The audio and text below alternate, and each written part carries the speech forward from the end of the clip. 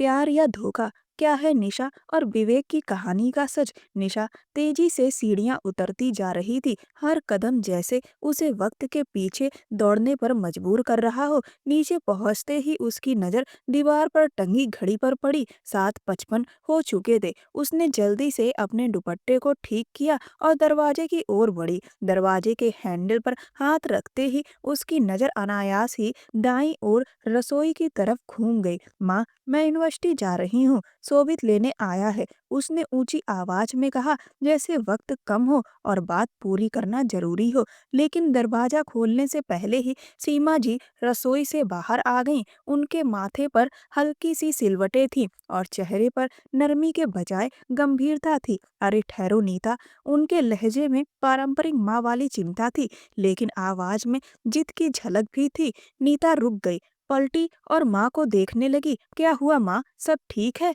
कोई काम है या कुछ मंगवाना है? वह जल्दी में घड़ी की ओर देखते हुए बोली, आज यूनिवर्सिटी मत जाओ, मैं तुम्हें बताना भूल गई, तुम्हारे ससुराल वाले आ रहे हैं। तुम्हारी सास ने कहा है कि कोई सरप्राइज है, बेहतर होगा कि तुम घर पर ही रहो, कुछ बातों का लिहाज रखना पड़ता है। नीता के चेहरे पर हैरानी और झुलझुलाहट एक साथ उभर आई। माँ, ये तो हर दूसरे दिन का सिलसिला बन गया है, हर बार कोई ना कोई सरप्राइज, कोई दावत, कोई जरूरी बात। क्या मेरी पढ़ाई की कोई अहमियत नहीं है? प्लीज आप संभाल लीजिएगा। शोभित भी काफी देर से बाहर खड़ा है, मेरे ही इंतजार में। अगर अब मैं जाकर उसे मना करूंगी तो अच्छा नहीं लगेगा। सीमा जी की आवाज अब कुछ सख्त हो गई। नहीं नीता, ये बात अच्छी नहीं लगती, ये तुम्हारे ससुराल वाले हैं, उनसे सगाई नहीं शादी हुई है तुम्हारी। बेहतर है कि तुम झुक कर चलो, कुछ रिश्तों में सहनशीलता जरूरी होती है और शोभित को मना कर दो,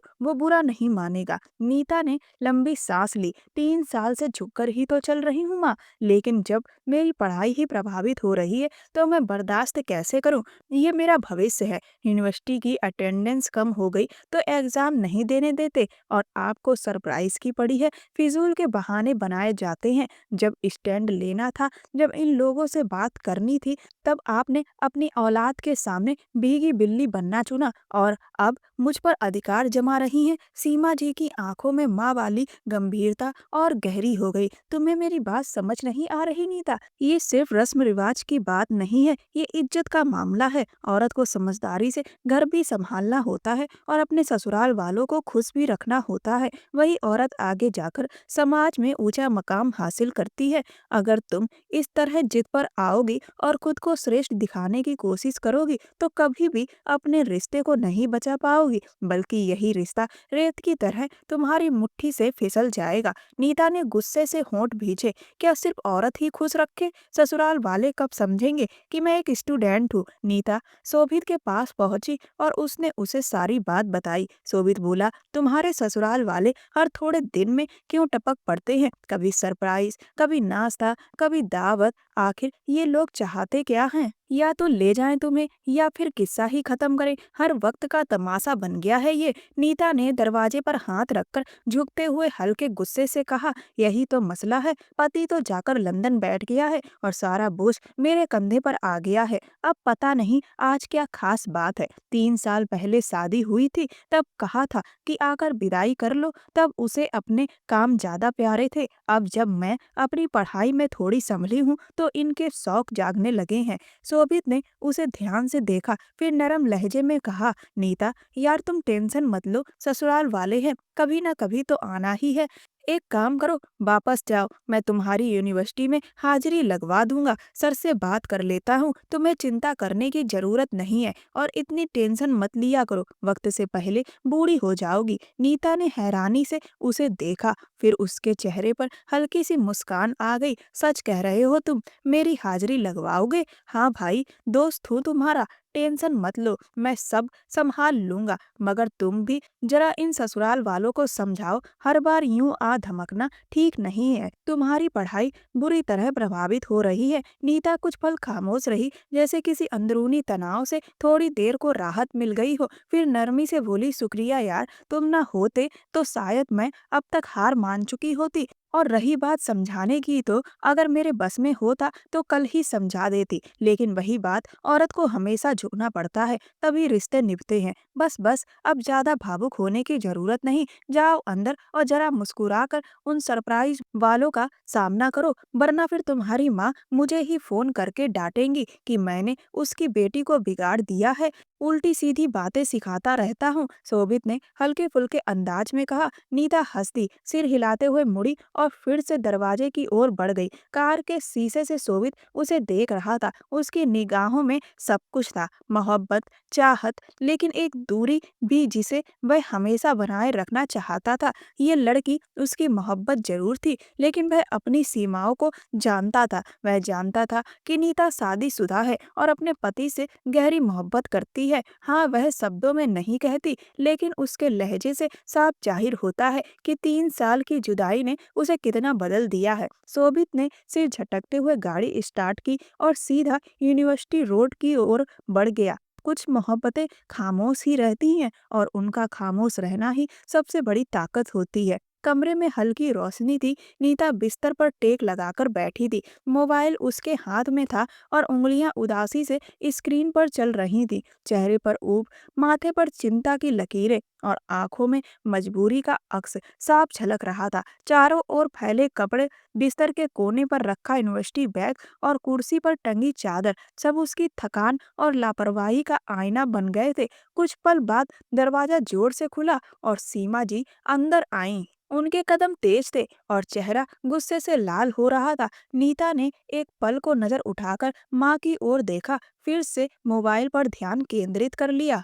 तुम्हें इसलिए आज घर पर रोका था? सीमा जी का लहजा ऊंचा और सख्त हो गया था। यही तरीका है? ऐसे लापरवाही से बैठने का वक्त है? कपड़े बदलो, तैयार हो जाओ, आकर मेरा हाथ बटाओ। तुम्हारी सास को तुम्हारे हाथ की बनी चीजें बहुत पसंद है, कुछ बना लो। कब तक मैं तुम्हें समझा समझा कर सीधी राह पर लाती रहूंगी? नीता, थोड़ा खुद भी अकल से काम ले लिया करो। नीता ने मोबाइल एक तरफ रखते हुए गहरी सांस ली। ये सब कुछ तो मैंने 3 साल पहले ही सोच लिया था, हर एक बात पर समझौता किया था। तब उन लोगों ने मेरी कद्र नहीं की, और अब क्यों आते हैं बार बार? कितनी रिक्वेस्ट की थी आपने 3 साल पहले कि विदाई कर ले, मगर उन्होंने साफ मना कर दिया था। कहा था कि अगर कहीं और शादी करनी है तो तलाक ले लो, क्योंकि उनके राजकुमार को अपनी अय्याशी ज्यादा प्यारी थी। हमारे लाख मना करने के बावजूद वो लंदन चला गया, जबकि उसे कोई जरूरत नहीं थी। पैसे और हर चीज उसके पास थी, लेकिन कहते हैं ना माँ, कुछ लोगों के दिल मरे हुए होते हैं, और ऐसे दिल जिंदा करने के लिए वो गैर औरतों पर अपनी नजर डालते हैं। जहाँ आपने मेरी शादी की है, वो आदमी भी ऐसा ही है, और अब आप आती हैं मुझे नसीहत देने के लिए? सीमा जी ने नाराज होकर उसकी तरफ कदम बढ़ाए। क्या हो गया है तुम्हें नीता? एक ही बात को बार बार दोहराने से क्या मिलेगा? तुम्हारी सास कितना कुछ करती हैं तुम्हारे लिए, हर दूसरे हफ्ते कोई ना कोई तोहफा लेकर हमारे दरवाजे पर खड़ी होती हैं। कुछ तो ख्याल करो बेटी, कुछ तो लिहाज रखो। अब इतनी भी बदतमीजी अच्छी नहीं लगती। नीता का चेहरा गुस्से से लाल होने लगा, उसके सब्र की हदें टूटने लगी। क्यों ना करूं बदतमीजी माँ? 3 साल पहले उस आदमी के सामने मैं गिड़गिड़ाई थी कि विदाई कर लो, पापा की तबीयत खराब थी, मैं रोई, रिक्वेस्ट की, लेकिन तब उसे रहम नहीं आया। अब मुझे क्या फर्क पड़ता है कि वो क्या लेकर आ रहे हैं, क्या सोच रहे हैं? आपने ही उन्हें सिर पर चढ़ा रखा है। मेरा बस चले तो मैं अभी तलाक ले लूं। ये सब लोग बेकार हैं, जो रिवाजों के नाम पर किसी की जिंदगी तबाह करने को हमेशा तैयार रहते हैं। सीमा जी ने एक पल को आंखें सख्त की, आवाज में चेतावनी का पुट और गहरा हो गया। चुप हो जाओ नीता, तुम्हारे पापा का इलाज भी उसी विवेक ने करवाया था, वो खर्चा किसी और ने नहीं उठाया था। अगर आज तुम्हारे पापा जिंदा हैं तो उसी की वजह से है, ये बात मत भूलो। और ये जो तुम तलाक की बात कर रही हो, वो सोच में भी मत लाना। उस वक्त तुम्हारे पापा की जान बची थी,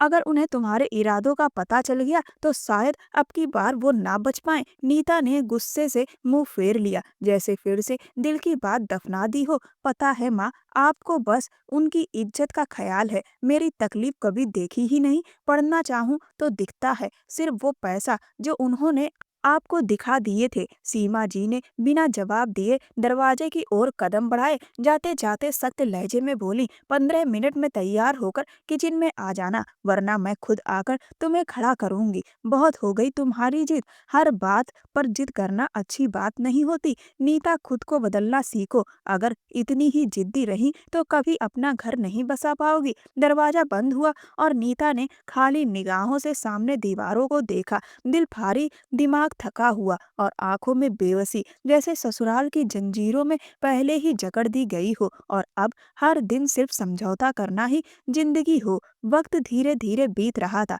शाम का समय था। आसमान पर हल्की नारंगी रोशनी फैली थी और गलियों में धीमी हवा चल रही थी। घर के अंदर किचन में गर्मी और ज्यादा महसूस हो रही थी। नीता चूल्हे के सामने खड़ी दुपट्टे से बार बार पसीना पोंछती हुई तल्लीनता से कढ़ाई में चम्मच चला रही थी। चेहरे पर थकान, माथे पर पसीने की नमी और दिल में चिढ़ साफ झलक रही थी। तभी अचानक दरवाजे की डोरबेल बजी। आवाज कुछ ऐसी थी जैसे जानबूझकर झुंझलाहट बढ़ाने के लिए दबाई गई हो। नीता ने गुस्से में चम्मच जोर से प्लेट में फेंका और हथेली से माथा पोंछते हुए तेज कदमों से दरवाजे की ओर बढ़ी। दरवाजे के पास पहुंचकर उसने जल्दी से दुपट्टा सिर पर डाला और हल्की ऊंची आवाज में बोली, कौन है? बाहर से एक जानी पहचानी और नरम सी आवाज आई, दरवाजा खोलो बेटा, हम आए हैं। नीता की सांस गहरी हो गई। उसने एक पल को खुद को संभाला, चेहरे के भाव सख्त किए और दरवाजा खोला। लेकिन अगले ही पल जैसे सारी तैयारी, सारा गुस्सा और सारी शिकायतें एक पल को जम सी गईं। उसके सामने सफेद कुर्ता पैजामा पहने, लंबा कद, हल्की मुस्कान और सीधी नजरें लिए खड़ा था विवेक, यानी उसका पति। विवेक ने धीमे लहजे में कहा, हाय नीता, कैसी हो तुम? उसकी पलकें एक पल को थम गईं। उसे लगा जैसे सांस रुक गई हो। उसने खुद को संभाला, लेकिन अनायास ही 2 कदम पीछे हट गई। चेहरे पर हैरानी और नाराजगी दोनों झलक रहे थे। वह कुछ बोलती इससे पहले ही विवेक बिना किसी झिझक के दरवाजे से अंदर दाखिल हो गया और बड़ी बेपरवाही से पूरे घर का जायजा लेने लगा। उसकी माँ कविता जी को घर में आते देख नीता तुरंत आगे बढ़ी और धीमी आवाज में बोली, नमस्ते आंटी, आप कैसी हैं? आइए अंदर। साथ में अपनी ननद ज्योति से भी हाय किया। हाय ज्योति। विवेक ने एक बार फिर उसकी तरफ देखा, जैसे यह सब सामान्य हो,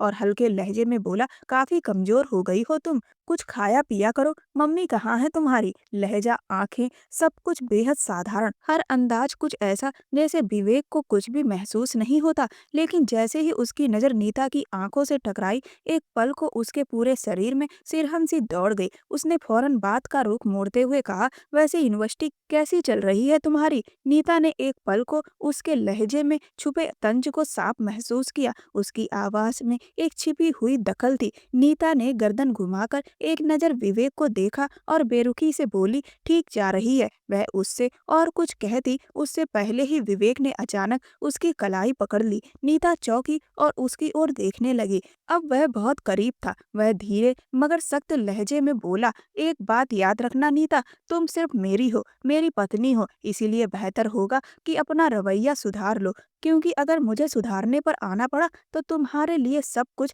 बहुत मुश्किल हो जाएगा। मेरी माँ भी बता रही थी कि तुम उनके साथ भी 2 बार बदतमीजी कर चुकी हो और आज जिस तरह से मुझसे मिल रही हो, ये सब तुम्हारे लिए भारी ना पड़ जाए। नीता ने उसे सख्त नजरों से देखा, जैसे उसकी सांसें थम सी गई हों। फिर उसने झटके से अपना हाथ छुड़ाया और आंखों में अब डर नहीं बल्कि गुस्सा और ठहराव भरकर कहा, आप अपनी हद में रहें तो बेहतर होगा, क्योंकि मैं वो 3 साल पुरानी नीता नहीं हूँ जो आपकी डांट या आपकी बातों से डर जाए। अब मैं वो नीता हूँ जो ना डरती है ना झुकती है और जरूरत पड़े तो जवाब देना भी जानती है। जितनी बेइज्जती और तकलीफ सहनी थी मैं सह चुकी हूँ, अब और नहीं। यह कहकर उसने चाय की ट्रे उठाई, दुपट्टा कंधे पर ठीक किया और बिना एक पल गवाए किचन से बाहर निकल गई। विवेक वहीं वहीं खड़ा रह गया। चाय की भाप धीरे धीरे हवा में घुलती रही, लेकिन उन दोनों के बीच अब सिर्फ गर्मी नहीं बल्कि एक सुलगती हुई जंग शुरू हो चुकी थी। वो लोग आधा घंटा और रुके, फिर विवेक जबरदस्ती सबको अपने साथ ले गया। रात का अंधेरा पूरी तरह छा चुका था। कमरे में हल्की रोशनी थी। बाहर से कभी कभार किसी गाड़ी के गुजरने की आवाज आ रही थी। नीता अपने बिस्तर के किनारे चुपचाप बैठी थी। दिमाग भारी था, चेहरे पर दिन भर की थकान थी। वह कभी छत को देखती, कभी दीवार पर लटकी घड़ी की सुइयों को। शादी के बाद जब नीता गौने के लिए घर आई थी, उसके बाद विवेक उसे लेने नहीं आया और लंदन चला गया। वो बहुत रोई थी। ये सोचकर उसकी आंख भर आई। अपने बीते कल की यादों में वो डूबी थी।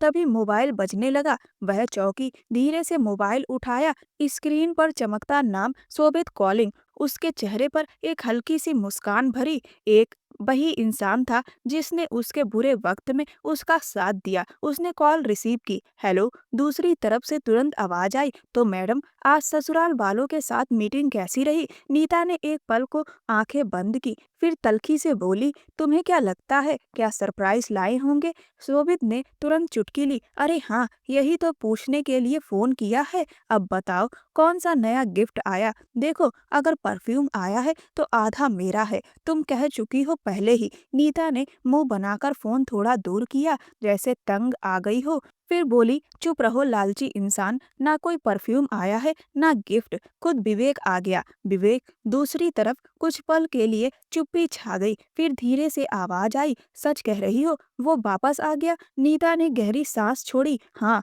और आते ही ये जता गया कि मैं सिर्फ उसी की हूँ। और मैंने भी साफ साफ कह दिया कि मैं अब वो नीता नहीं हूँ जो उसकी आंखों से डर जाए। आज की नीता उसका सामना कर सकती है और करेगी भी। शोभित फौरन गंभीर हो गया। बस एक बात ध्यान रखना, वो विवेक है। अगर एक बार गुस्से में आया तो कुछ भी कर सकता है। नीता ने हल्की सी मुस्कान के साथ जवाब दिया, तो मैं भी तो उसकी बीवी हूँ, कैसे उसे काबू में रखना है अब मुझे अच्छे से आता है। शोभित जोर से हंस पड़ा। नीता, तुम वाकई बदल गई हो। वैसे तुम्हारे गुस्से का इलाज मेरे पास है। बताऊं, आज यूनिवर्सिटी में क्या हुआ? नीता की आवाज अब कुछ हल्की हो गई। हाँ बताओ ना, कुछ खास? शोभित ने हंसते हुए कहा, खास बात तुम्हारे ना आने से सबको लगा क्लास कैंसिल हो गई है। सर तो सीधे प्रिंसिपल के पास जा बैठे और तुम्हारी दोस्त नम्रता को लगा कैंटीन ही नहीं खुलेगी। नीता हंस पड़ी। पागल लोग, मैं एक दिन ना आऊं तो सबका सिस्टम बिगड़ जाता है। शोभित ने चुटकी ली। सोचो, जब तुम हमेशा के लिए यूनिवर्सिटी छोड़कर विवेक के घर चली जाओगी तो क्या होगा? उसके लहजे में हल्का सा दुख भी छुपा था। नीता ने मुस्कुराकर कहा, अभी की बात करो, आगे क्या होगा देखा जाएगा। कमरे की खामोशी अब वैसी भारी नहीं थी। नीता के चेहरे पर जैसे पुरानी जिंदगी की एक हल्की चमक लौट आई थी। थोड़ी देर के लिए ही सही, लेकिन जैसे किसी ने उसे फिर से सांस लेने दी हो। उसे क्या पता था कि यही दोस्ती उसे एक ऐसे मोड़ पर ले आएगी जहां से सब कुछ बदल जाएगा। नीता कुछ पल बिल्कुल स्थिर रह गई, जैसे वक्त थम सा गया हो।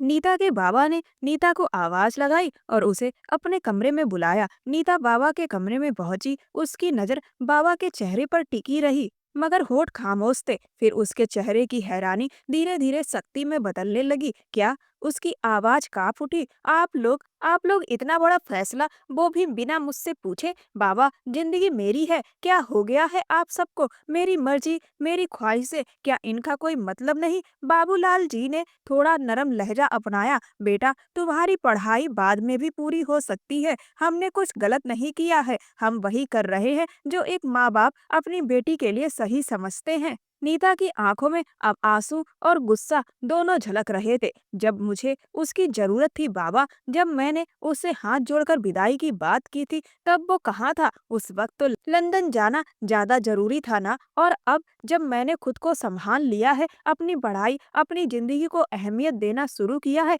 तो सबको मेरी विदाई याद आ गई। अब मैं उसके लिए मौजूद नहीं हूँ बाबा, मैं तैयार नहीं हूँ। बाबूलाल जी ने पीछे से पुकारा, नीता बेटा, मगर वह झटके से कुर्सी पीछे कर खड़ी हो गई। बस बाबा, मना कर दीजिए आप, मुझे विदाई नहीं करनी है। नीता गुस्से और तेज कदमों के साथ कमरे से बाहर निकल गई थी। उसकी आखिरी बात अब भी कमरे में गूंज रही थी, मैं कोई बोझ नहीं हूँ जिसे उतार फेंकना है। मुझे अपने लिए वक्त चाहिए, वो वक्त जो उसने मुझसे छीन लिया था। बाबूलाल जी की पुकार अब खामोशी में बदल चुकी थी और उस कुर्सी पर अब सिर्फ सूनापन रह गया था, जहाँ कुछ देर पहले एक बेटी अपने हक की लड़ाई लड़ रही थी। शहर की सड़कों पर गाड़ी तेजी से भाग रही थी। बाहर का माहौल वैसा ही था, पेड़ों की कतार, फुटपाथ पर भीड़, दुकानों की चहल पहल, शोर। लेकिन गाड़ी के अंदर एक सन्नाटा पसरा हुआ था। ड्राइविंग सीट पर शोभित था, उसकी नजरें सड़कों पर थीं, लेकिन हर कुछ सेकंड बाद वो बगल में बैठी नीता की तरफ देख रहा था, जो खिड़की से बाहर देख रही थी, चुपचाप। उसके बाजू सीने पर बंधे थे और चेहरा नाराजगी से सख्त हो रखा था। कुछ देर बाद शोभित ने हल्के अंदाज में मुस्कुराते हुए कहा, तो कब तक रानी जी ऐसे ही गुस्से में बैठी रहोगी? कुछ बताएंगी या मुझे खुद ही अंदाजे लगाते रहना पड़ेगा? नीता ने झुलझुलाते हुए कहा, अभी मुझसे कोई उल्टी सीधी बात मत करना, नहीं तो जो भी सुनोगे उसकी जिम्मेदारी तुम्हारी होगी। शोभित ने मुस्कान दबाते हुए गंभीरता से कहा, जब तक बताओगी नहीं तब तक समझू कैसे कि क्या हुआ है? एक बार बताओ तो सही। नीता कुछ पल चुप रही, फिर अचानक भड़कते हुए बोली, बाबा चाहते हैं कि मैं उस इंसान के साथ अब विदाई कर लूं, लेकिन मैं नहीं जाऊंगी, किसी भी हालत में नहीं। तुम्हें पता है उसने मेरे साथ क्या किया था? शोभित ने स्टीयरिंग पर हाथ कसते हुए कहा, देखो नीता, शायद तुम पूरी बात नहीं समझ रही हो, एक बार बात तो करके देखो, हो सकता है उस वक्त कोई मजबूरी रही हो। यूं ही कोई अपनी बीवी को छोड़कर नहीं चला जाता, खासकर एक जिम्मेदार आदमी। नीता ने बात काट दी, कोई मजबूरी नहीं थी, बस उसे आजादी चाहिए थी, मस्ती करनी थी। जब मन भर गया तो बीवी याद आ गई, अब आकर कहता है कि चलो सब ठीक कर लेते हैं। उसके लहजे में ठंडक नहीं थी, बल्कि वो पुराना दर्द और तंज था जो बरसों की चुप्पी से जमा हुआ था। शोभित कुछ कहना चाहता था, मगर चुप रह गया। गाड़ी में फिर वही खामोशी छा गई। कुछ दिन बाद इतवार की तपती दोपहर थी, घर में एक अजीब सा सन्नाटा था और कमरे में खिड़की से धूप हल्के हल्के अंदर आ रही थी। नीता अपने बिस्तर पर लेटी थी, मोबाइल पर यूं ही स्क्रॉल कर रही थी। छुट्टी का दिन था, मगर मन में अभी भी उथल पुथल थी। तभी अचानक मोबाइल बजा, एक अनजान नंबर। पहले तो नीता ने नजरअंदाज किया, मगर जब बार बार बजने लगा तो झुलझुलाकर फोन उठा लिया। दूसरी तरफ से एक भारी आवाज गूंजी, कैसी हो माय स्वीट हार्ट वाइफ?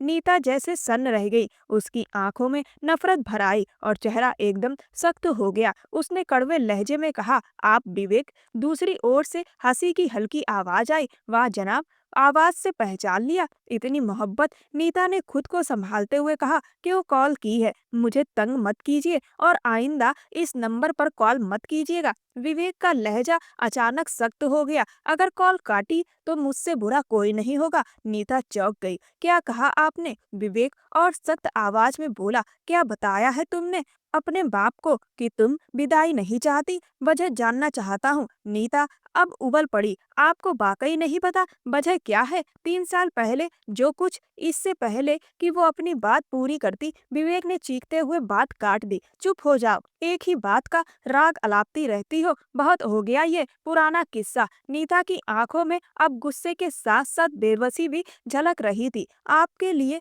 वो पुरानी बात होगी, मेरे लिए नहीं। वो मेरी खुददारी, मेरा सम्मान है। और खबरदार, अगर दोबारा इस नंबर पर कॉल की तो। यह कहते हुए उसने कॉल काट दी और मोबाइल एक तरफ फेंक दिया। कमरे में फिर सन्नाटा था, मगर उसके दिल में अब एक तूफान था, वो तूफान जो कभी आंख से नहीं बहता, बस दिल को अंदर से तोड़ता चला जाता है। एक फैसला, एक जख्म, एक रिश्ता जिसने नीता की जिंदगी को 3 सालों से जकड़ रखा था। विवेक के प्रेशर देने की वजह से बाबूलाल जी ने नीता के मन के खिलाफ जाकर उसकी विदाई करवा दी। 1 महीने बाद विवेक नीता की विदाई करा लाया। शाम की खामोशी चारों ओर फैल चुकी थी। खिड़की से आती नारंगी रोशनी ने कमरे को सर्द सन्नाटे में डुबो दिया था। नीता नहाकर तौलिए में लिपटी जब बाहर निकली तो दरवाजे पर उसके कदम रुक गए। उसकी नजर जैसे ही बेड पर लेटे विवेक पर पड़ी, उसकी आंखें हैरत से फैल गईं और दिल की धड़कन थम सी गई। घबराते हुए उसने तौलिया संभाला और सख्त लहजे में पूछा, आप यहाँ क्या कर रहे हैं? किसकी इजाजत से कमरे में आए? विवेक ने ठंडी निगाहों से देखा और बोला, अपने कमरे में आने के लिए मुझे इजाजत की जरूरत नहीं। नीता गुस्से से अलमारी की ओर बढ़ी लेकिन रुक गई। प्लीज बाहर जाइए, मुझे कपड़े बदलने हैं। विवेक मुस्कुराया, इरादा तो मेरा कुछ और है। वैसे भी तुम्हारा पति हूँ, तुम कपड़े बदल लो, मैं आंखें बंद कर लूंगा। नीता की आंखों में गुस्सा चमक उठा। आप सिर्फ नाम के पति हैं, इससे ज्यादा कुछ नहीं। अगर थोड़ी भी शर्म बची है तो बाहर चले जाइए। विवेक की मुस्कान फीकी पड़ गई लेकिन लहजा अब भी मुलायम था। तुम मुझे मेरे ही कमरे से निकाल रही हो? इतनी हिम्मत? नीता ने दरवाजे की ओर कदम बढ़ाए। ठीक है, आप मत जाइए, मैं चली जाती हूँ माँ के कमरे में। विवेक ने तुरंत आगे बढ़कर उसका बाजू पकड़ लिया। बहुत ज्यादा जुबान चलने लगी है तुम्हारी, नीता ने घूर कर कहा। 3 साल पहले जब आप लंदन में मस्ती कर रहे थे तब मेरी जुबान नहीं थी, अब आप आए हैं हक जताने। उसने झटके से अपना बाजू छुड़ाया और दरवाजे की तरफ बढ़ी। तभी विवेक ने पीछे से उसका तौलिया पकड़ने की कोशिश की लेकिन नीता ने खुद को तुरंत संभाल लिया। गुस्से से बोली, क्या मसला है आपका? क्यों तंग कर रहे हैं मुझे? विवेक कुछ कदम आगे लाया। क्या तुमने खुद देखा है कि मैं लंदन में ऐश कर रहा था या बस सुन सुनकर यकीन कर लिया? नीता ने तीखी नजर से देखा। मुझे मालूम है लंदन में जाकर क्या किया जाता है। आप जैसे नवाब तब बीवियों को याद करते हैं जब सब कुछ हाथ से निकल जाए। विवेक का चेहरा सख्त हो गया। अपनी जुबान संभालो नीता, तुमने कभी मुझसे पूछा, जानने की कोशिश की? कभी एक बार भी? नीता ने गहरी सांस ली। क्यों पूछती जब आपका इरादा ही नहीं था मुझे अपनाने का? विवेक का सब्र अब टूटने को था। चुप हो जाओ नीता, लंदन में रहकर भी मैं तुम्हारी हर बात जानता था, तुम्हारी यूनिवर्सिटी, तुम्हारे दोस्त, सब कुछ। नीता चौकी। क्या मतलब? विवेक ने ठंडे स्वर में कहा, तुम्हारा बेस्ट फ्रेंड शोभित, वह मेरा आदमी था। मैंने उसे तुम्हारी निगरानी के लिए रखा था, हर महीने तनख्वाह देता था तुम्हारी हिफाजत के लिए। नीता की आंखों में आंसू तैरने लगे लेकिन उसने उन्हें बहने नहीं दिया। दिल के अंदर एक भारी धमाका हुआ। शोभित ऐसा नहीं कर सकता, वह मेरा दोस्त है, विवेक ने ठंडे लहजे में कहा। दोस्त था या तुम्हें धोखे में रखने वाला मोहरा? अब तुम खुद सोच लो। नीता के अंदर एक गहरी खामोशी उतर गई।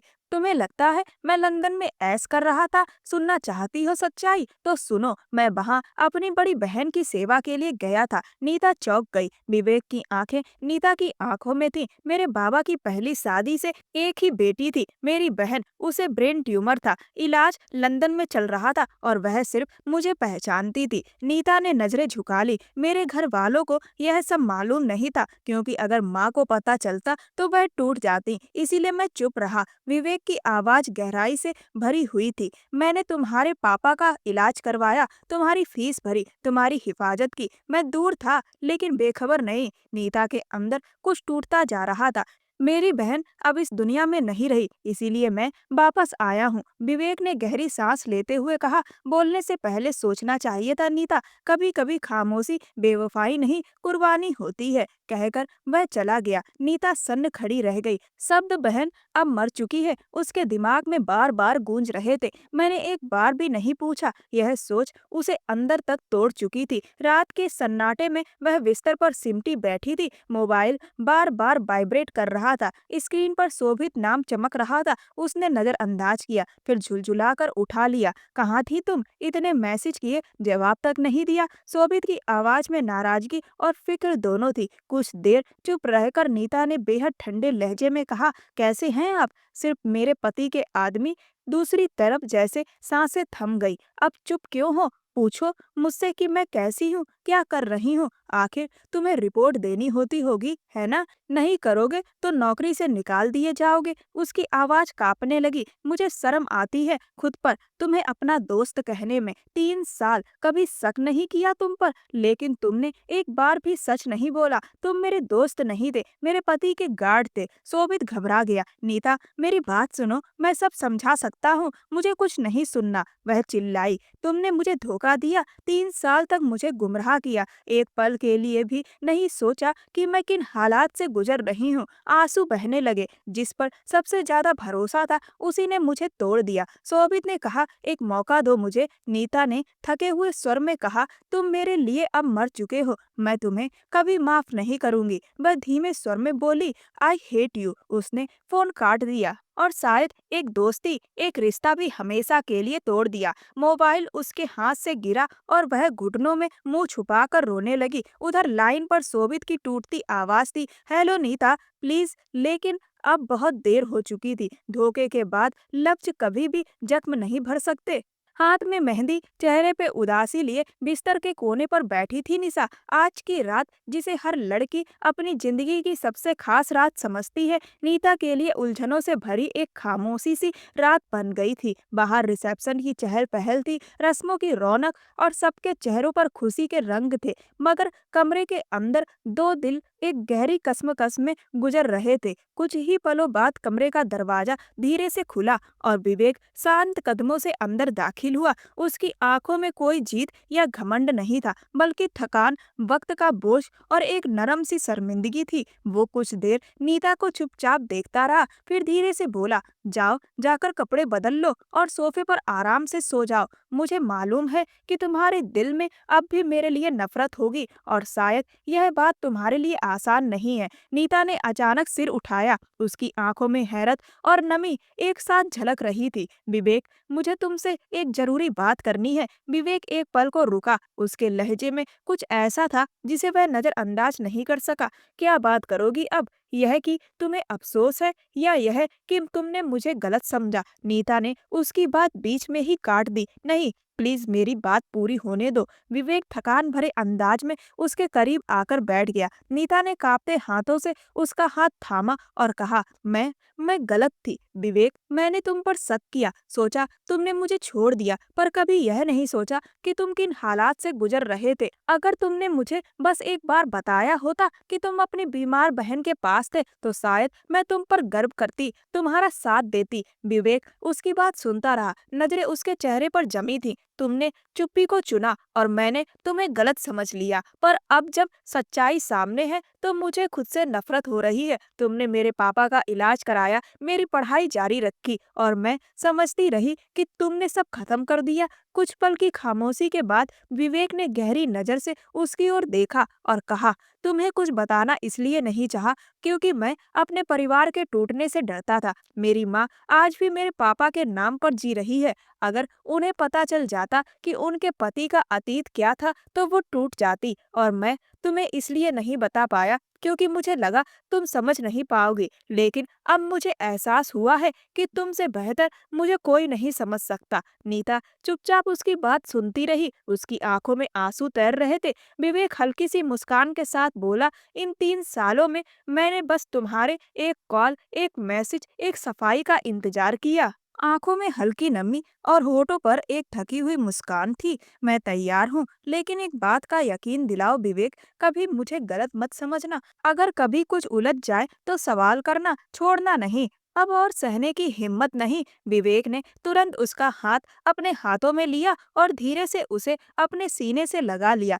मैं यकीन दिलाता हूँ नीता, तुम्हें कभी गलत नहीं समझूंगा। तुम मेरी पत्नी हो, मेरा फक्र हो, मेरी जिंदगी हो। और माफ कर दो मुझे इन 3 सालों की दूरी, गलतफहमी और खामोशी के लिए। नीता की आंखों से एक आंसू उसके सीने पर गिरा और अगले ही पल दोनों ऐसे एक दूसरे में सिमट गए जैसे वक्त, सिकवे, फासले सब मिट चुके हों। यह अंत नहीं था, यह एक नया आगाज था, मजबूत, सच्चा और मुकम्मल। जिस साथी को नीता कुछ गलतफहमियों की वजह से धोखेबाज समझ रही थी, वही साथी सच्चा प्यार निकला। दोस्तों, जीवन में कभी कभी गलतफहमियां बड़ी परेशानियां खड़ी कर देती हैं। जब लगे कि उलझनें बढ़ती जा रही हैं, तो बात कर लेना बेहतर विकल्प होता है।